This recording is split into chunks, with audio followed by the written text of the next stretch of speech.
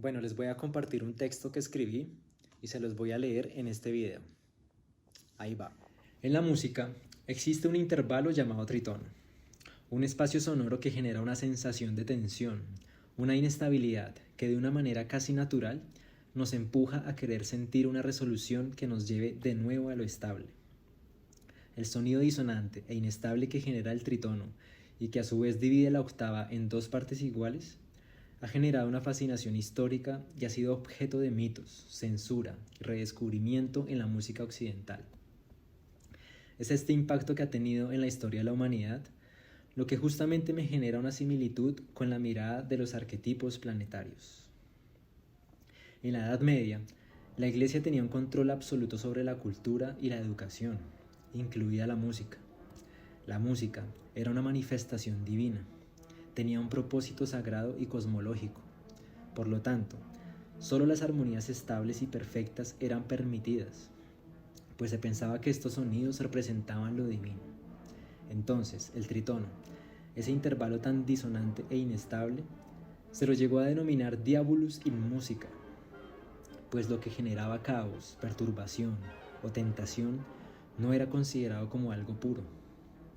Con esta misma lógica se abordaba toda la percepción de la humanidad de esta época, incluida la astrología, que para ese entonces no estaba separada de la religión, sino que era un saber fundamental para comprender el plan divino. Como lo dice Richard Tarnas, abro comillas, el cosmos premoderno no era un entorno indiferente y mecánico, sino una totalidad viva en la que cada parte estaba dotada de significado. La astrología no era superstición, sino una herramienta para leer la voluntad divina en los movimientos celestes. Cierro comillas. La astrología era esencial en la toma de decisiones políticas, en la medicina, hasta en la vida cotidiana. No se concebía la existencia de los seres humanos sin la influencia de los astros. Incluso la creación de muchas religiones también tiene grandes influencias de la astrología. Ya existen varias investigaciones al respecto. Pero es allí donde mi referencia al tritono toma más claridad, pues así como esta sensación de tensión, caos e inestabilidad que generaba su sonido, todo aquello que fuera concebido como perturbador, según la mirada de la Iglesia, era maléfico. El pensamiento cristiano de la Edad Media impuso una visión dualista. El universo estaba dividido entre el bien y el mal, lo divino y lo maléfico. Todo lo que representara restricciones, pruebas y sufrimiento fue asociado con la idea del pecado y el castigo divino. En este sentido, entrando en lo astrológico, se podría plantear la hipótesis de que fue en estas épocas cuando los arquetipos planetarios empezaron a moldearse de distintas maneras. Por ejemplo, Saturno tomó la mirada del planeta maléfico. Se empezó a moldear y a consolidar el arquetipo del castrador de lo creativo, Urano, y de todo lo singular, los otros planetas. Entonces, el tiempo, los límites, los bordes y las estructuras que permitían la creación de formas pasaron a ser vistos como maléficos y castradores. Pero el mito de Cronos, en la mitología griega, tenía más información al respecto. Sin embargo, también era una mirada de esta cultura, los griegos, ante la influencia de los astros sobre nuestro planeta. Los astros y el sistema solar son aún más antiguos que nosotros como humanos, por ende, más antiguos que cualquier cultura. El tiempo continuó su movimiento. El tritono pasó de ser un pecado a considerarse un recurso importante para expresar emociones más profundas y generar una riqueza musical más amplia. Compositores como Monteverdi, Beethoven, Thelonious Monk y Charlie Parker usaron estos intervalos en sus obras y bueno, ya sabemos las creaciones tan increíbles que nacieron.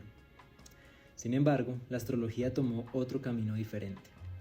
Con la llegada del Renacimiento, el hombre comenzó a ser el centro de todo, y con esto el distanciamiento con la astrología se hizo más grande. Empezó a ser cuestionada por un nuevo paradigma que exaltaba la razón, la lógica y la observación empírica. Tarnas lo describe así, abro comillas. El ser humano dejó de verse como parte de un todo interconectado y comenzó a verse a sí mismo como un observador separado, ajeno al mundo que antes lo contenía y definía. Cierro comillas. Luego, esta distancia se consolidó aún más con la llegada de la revolución científica, en donde Newton y Descartes establecieron una mirada mecanicista del universo. El cosmos dejó de ser visto como un todo orgánico para ser simplemente objetos que responden a leyes mecánicas. A mi modo de ver, lo más relevante de esta época fue que los arquetipos pasaron a ser desterrados de la conciencia, a ser vistos como puras fantasías, pero profundamente fueron a vivir al mundo poderoso del inconsciente, tomando formas circulares cristalizadas. En esta época, la humanidad se alejó de la idea de una conexión profunda entre todo lo que existe y quedó girando en círculos, repitiendo las mismas respuestas a las funciones planetarias, repitiendo arquetipos, es decir, maneras de interpretar las cualidades del sistema solar.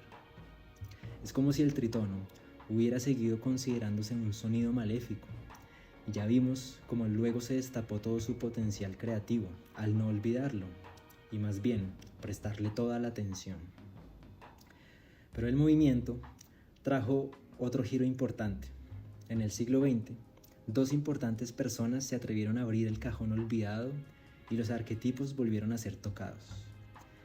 Sigmund Freud realizó investigaciones importantes, mostrando cómo fuerzas ocultas moldeaban nuestras acciones. Y luego Jung trajo la existencia al inconsciente colectivo, donde los arquetipos habitaban como estructuras fundamentales de la psique humana. Podríamos decir que Jung, con sus importantes investigaciones, nos mostró cómo las imágenes mitológicas y los patrones astrológicos no eran meras supersticiones o fantasías, sino expresiones de la psique colectiva que han acompañado a la humanidad en todas sus épocas y culturas, incluso aquellas que lo negaban o querían desterrar. La astrología volvió a ser vista nuevamente con su respectiva importancia y significado. Empezaría una era donde la psicología y la astrología comenzaban a danzar. Podemos sacarlos de la mirada de cárceles, demonios, maléficos y controladores para sentirlos como patrones de energía en constante transformación. Nos atrevemos a investigarlos y como un agricultor que ante una semilla desconocida la siembra para conocer qué planta es, ¿podríamos descubrirlo en nosotros mismos?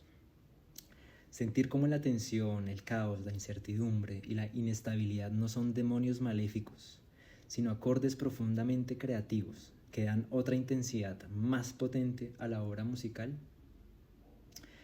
Gracias por escuchar. También tengo un espacio en donde publico estos escritos para los que gusten de leer. Gracias.